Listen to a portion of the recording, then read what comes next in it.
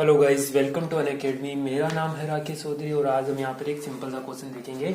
If population of a town is P in the beginning of any year then becomes 3+2p in the beginning of next year. पहले इसको देख लेते हैं। मतलब first year के अंदर है बिगनिंग के अंदर p, फिर नेक्स्ट ईयर के अंदर ये बन जाता है 3+2p। तो थर्ड ईयर में कितना बन जाएगा? बिगनिंग ऑफ द ईयर है ना, तो ये हो जाएगा, ये यहाँ पे जो है ये कोर है, कोर पॉइंट है यहाँ पे। ये हो जाएगा 3+2 इंटू लास्ट ईयर कितना था 3+2p। ऐसा देखना है इसको, है ना। कुछ लोग क्या करेंगे, नेक्स्ट ईयर 2 की पावर 1 2 की पावर 2, ऐसा नहीं चलेगा यहाँ पे। ये थर्ड ईयर के अंदर होगा 3+2, लास्ट ईयर में कितना है ये है, इसलिए ये आ गया ऐसा। अब नेक्स्ट क्वेश्चन क्या पूछ रहा है कि बिगनिंग ऑफ 2019 इज 1000। सही बात है, मतलब 2019 के अंदर ये था 1000। चलो अच्छा है। Population in the beginning of 2034 में कितना होगा ये बताना है। तो भाई देखो 2020 के अंदर ये कितना हो जाएगा, ये हो जाएगा 3+2 इंटू 1000। कुछ हुआ 2003 हो गया, सही है। 2021 के अंदर ये हो गया 3+2 इंटू कितना हो जाएगा 2003, तो ये हो गया 4009। 2022 के अंदर जो हो गया वो हो गया 3+2 इंटू 4009।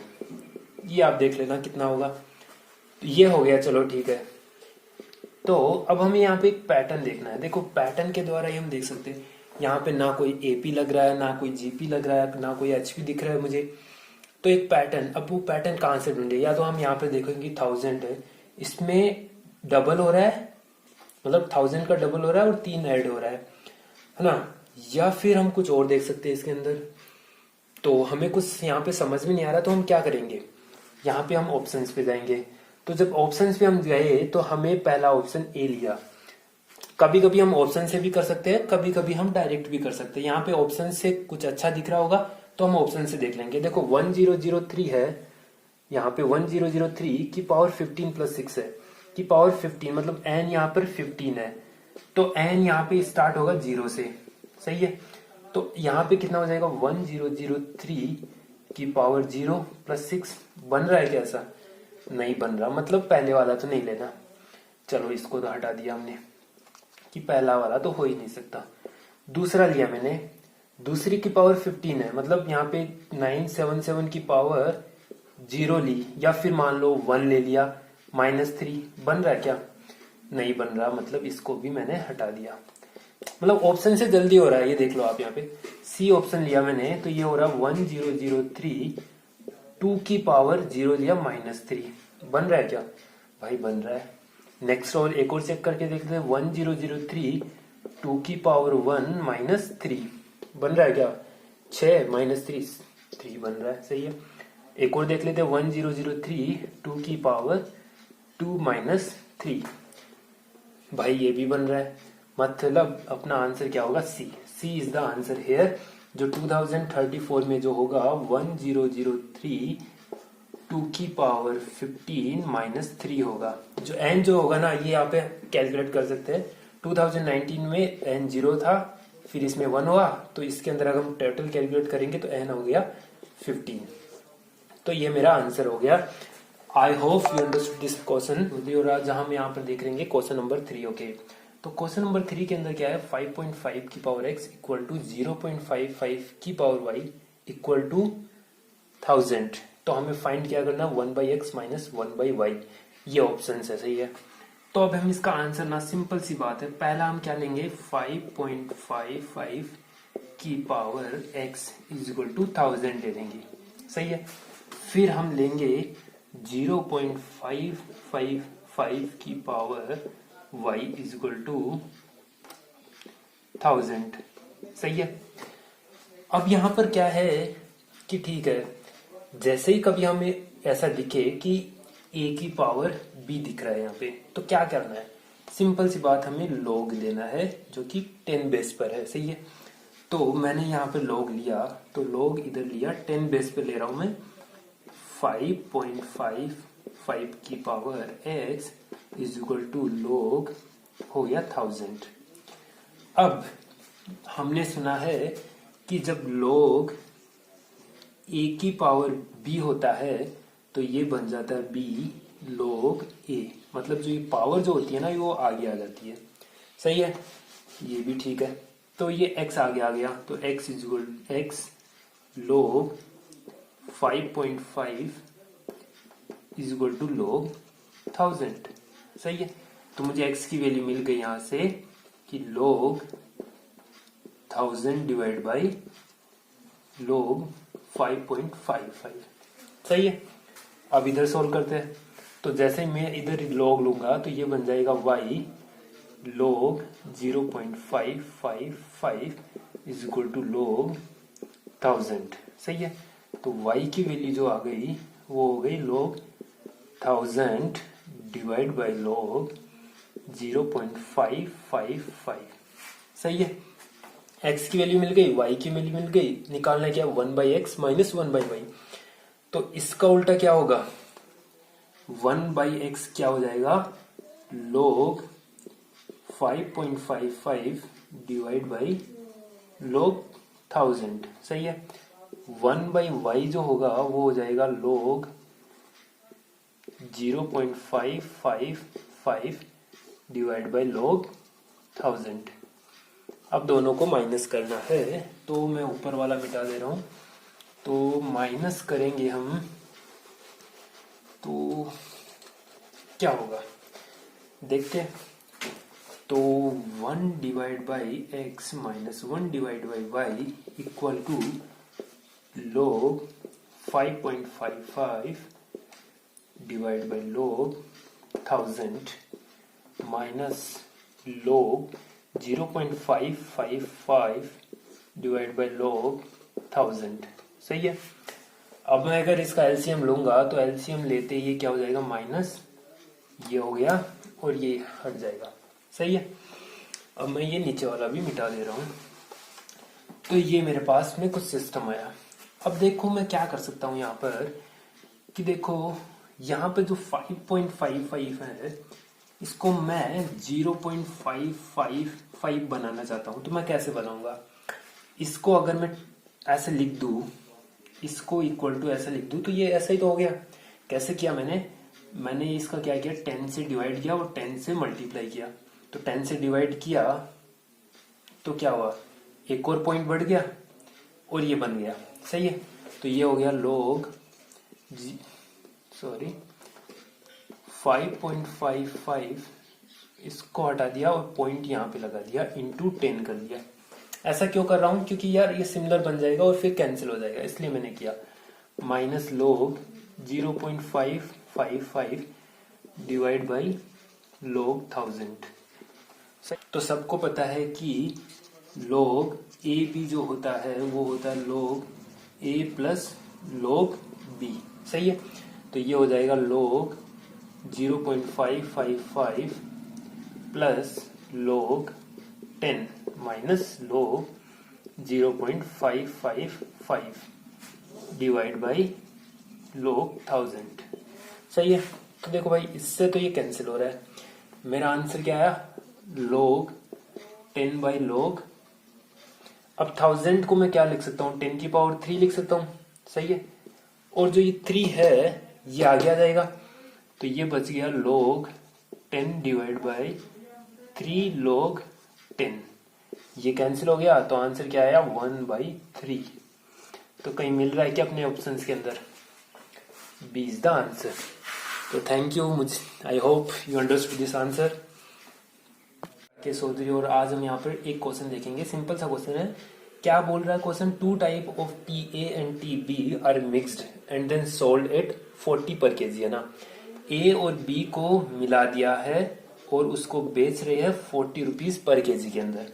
चलो ठीक है, अब ये बोल रहे हैं कि profit is 10% if A and B are mixed in the ratio 3:2।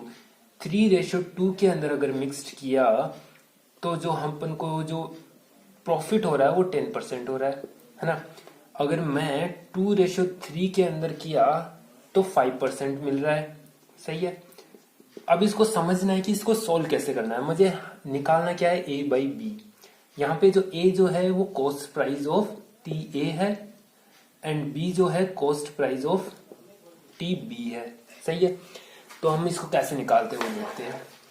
पहले तो देखो रेशियो वाला है, तो रेशियो को कैसे करना है वो देखना है। जैसे 3:2 है ना, तो इसको कैसे देखना है। देखो कोई एक व्यापारी समझो, ए व्यापारी है और एक बी व्यापारी है।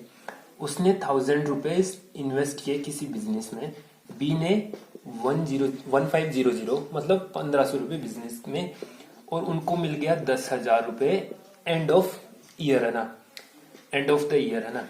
तो अब मैं इसका देखूं तो ए का प्रॉफिट क्या होगा। तो ए का प्रॉफिट सिंपल सी बात है, देखो इनका रेशियो जो होगा वो 1:2:3 होगा। सही है, तो 2:3 इनका रेशियो हो गया, तो ये हो जाएगा 2 डिवाइड बाई 3 और 2 5 इंटू 10,000।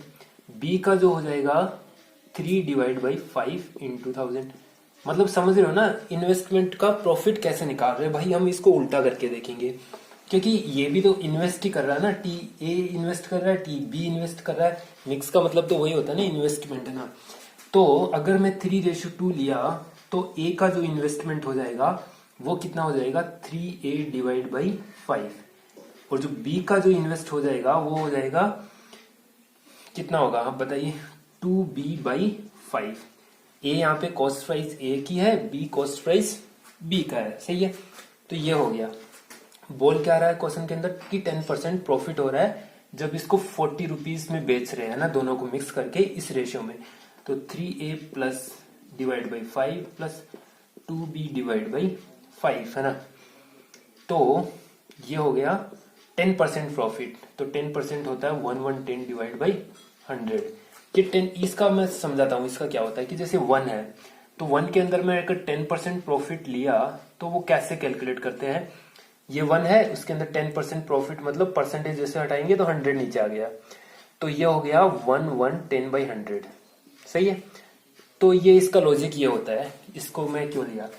अब दूसरा जो है 2:3 है। सही है, तो ए का जो कॉस्ट प्राइस जो होगा, जो इन्वेस्टमेंट बोल रहे हैं उसको, वो हो जाएगा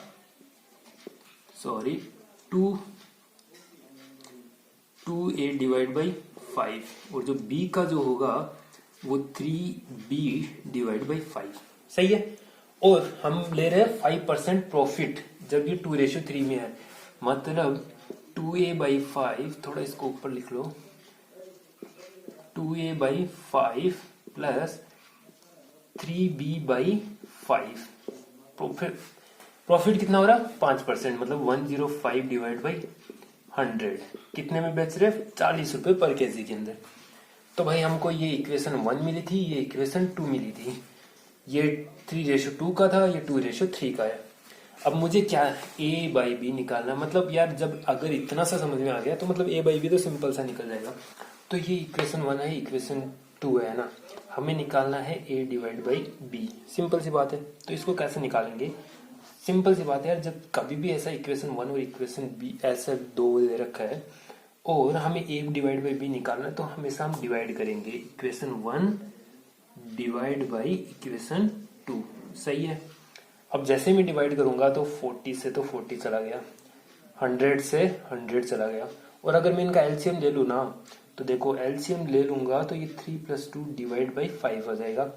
इसका एलसीएम ले लूंगा तो ये हो जाएगा 3 + 2 भी डिवाइड बाई 5 हो जाएगा। सही है, तो 5 से 5 कैंसिल हो गया, ये सॉरी ये प्लस आएगा, तो ये 3 + 2b ये हो गया।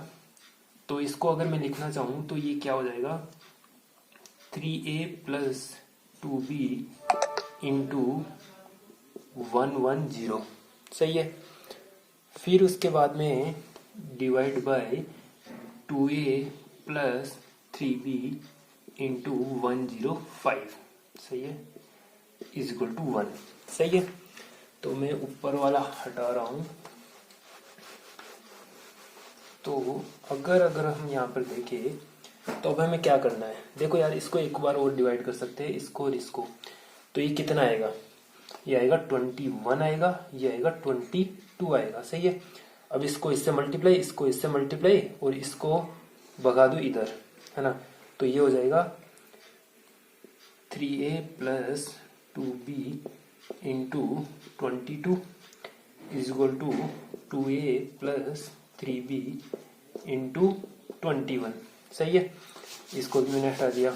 अब मैं इसको मल्टीप्लाई किया तो ये हो गया 66a plus 44b is equal to, ये हो गया 42a प्लस 63b। ए को एक साइड ले लिया तो 66a minus 42a is equal to 63b minus 44b। तो यहाँ पे a कितना आया, ए यहाँ पर अगर हम देखेंगे तो 52, ये हो गया 66, 42, 10, 52, 62, ये हो गया 24। सही है, और ये बी जो हो जाएगा ये कितना हो जाएगा 54, ये हो जाएगा 19, राइट। Okay, yes 19b। तो a divide by b is what 19 divide by 24। कहीं मिल रहा है क्या अपना आंसर, ये मिल रहा है भाई, मतलब आंसर ये होगा। I hope you understood this answer.